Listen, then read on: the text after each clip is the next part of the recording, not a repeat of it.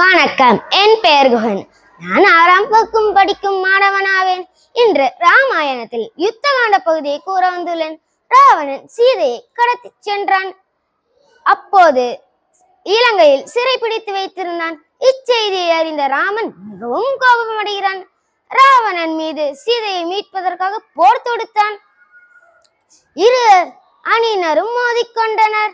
அப்போது போரில் ராவணன் மகனால் இந்திரஜித் கொல்லப்பட்டான். பின்னர் இச்செய்தியை அறிந்த ராவணன் மிகவும் கோபமடைகிறான். பின்னர் ஒரு சபதம் எடுத்தான். ராமனே, நான் உன்னை கொன்றே தீருவேன். அதன் பிறகு அடுத்த நாளே இரு அணியினர் மோதிக்கொண்டனர். போர் மும்முரமாக நடைபெற்றது. போரில் ராமன் மீது அம்புகளை எய்தினான். அதை ராமன் ஒவ்வொன்றாக அழகாக சுலபமாக அவன் மீதே திருப்பி எய்கினான். கம்பர் இதை அம்புமலை பொழிகின்றது என்று வர்ணிக்கின்றார். அப்போது ராவணனிடம் ஆயுதமே இல்லை. ராவணன் நிராயுதபாணியாக நிற்கின்றான். அப்போது ராமன் சொன்னான், ராவணனே, நீ இன்று போய் நாளை வா. ஆனால் ராமன் நினைத்திருந்தால் அன்றே அவனை கொன்றிருக்க முடியும்.